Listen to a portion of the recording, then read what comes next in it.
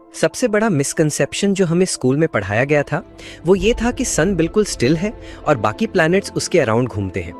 ये हमें इसलिए बताया गया था क्योंकि अगर छोटी क्लासेस के बच्चों को डायरेक्टली बड़े लेवल की बातें समझा दी जाती तो उनके सर के ऊपर से निकल जाती। जैसे मैथ्स में स्टेप बाय स्टेप कॉन्सेप्ट समझाए जाते हैं, वैसे ही यूनिवर्स के कॉन्सेप्ट्स भी सिंप्लीफाई करके पढ़ाए गए। लेकिन असल में यूनिवर्स एक फ्लैट शीट नहीं है जिसमें ऑब्जेक्ट्स बस रखे हुए हैं। हर चीज मोशन में है। अर्थ अपने एक्सिस पर स्पिन करती है 1670 किलोमीटर पर आवर की स्पीड से और साथ ही सन के अराउंड रिवॉल्व करती है 1,07,000 किलोमीटर पर आवर की स्पीड से। और यही नहीं, हमारा सन भी 70,000 किलोमीटर पर आवर की स्पीड से मूव कर रही है। और सिर्फ अर्थ ही नहीं, पूरा सोलर सिस्टम सन के साथ मूव कर रहा है। लेकिन इंटरेस्टिंग बात यह है कि हमारा पूरा सोलर सिस्टम भी स्पेस में ट्रैवल कर रहा है और सन खुद अपने गैलेक्टिक प्लेन में मूव कर रहा है। मिल्की वे के सेंटर में एक सुपर मैसिव ब्लैक होल है जिसकी ग्रेविटी के चक्कर में हमारा सोलर सिस्टम रिवॉल्व कर रहा है। एक ऑर्बिट कंप्लीट करने में लगते हैं लगभग 230 मिलियन ईयर्स। यानी जिस पॉइंट से हम अभी ट्रैवल कर रहे हैं वही पॉइंट 230 मिलियन साल पहले डायनासोर्स भी क्रॉस कर चुके थे।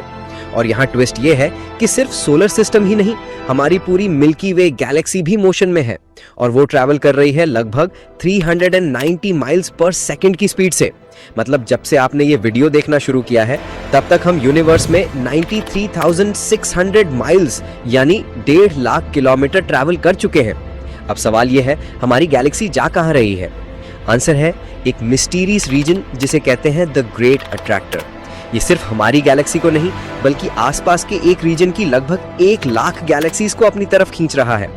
ये रीजन तकरीबन 500 मिलियन लाइट ईयर्स तक स्प्रेड है।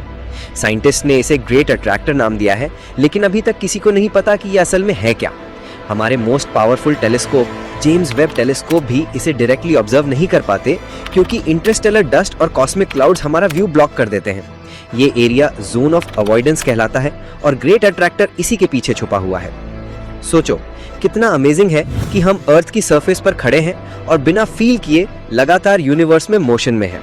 हर इंसान अपनी लाइफ में जितना डिस्टेंस कवर करता है वही उसकी एक पर्सनल कॉस्मिक जर्नी होती है। और जब बात आती है यूनिवर्स के ओरिजिन की तो सबसे ज्यादा डिस्कशन होता है बिग बैंग थ्योरी पर। बहुत लोग गलत समझते हैं कि बिग बैंग क्रिएटर यानी गॉड की एग्जिस्टेंस को डिनाई करता है, लेकिन असल में बिग बैंग सिर्फ ये एक्सप्लेन करता है कि यूनिवर्स एक स्पेसिफिक प्रोसेस से एग्जिस्टेंस में आया। कुछ भी अपने आप नथिंग से स्टार्ट नहीं हो सकता, एक क्रिएटर का होना जरूरी है। इसका मतलब बिग बैंग गॉड को डिनाई नहीं करता बल्कि ये बताता है कि यूनिवर्स एक प्लान्ड प्रोसेस के थ्रू बना। सबसे बड़ा मिसकंसेप्शन जो हमें स्कूल में पढ़ाया गया था वो ये था कि सन बिल्कुल स्टिल है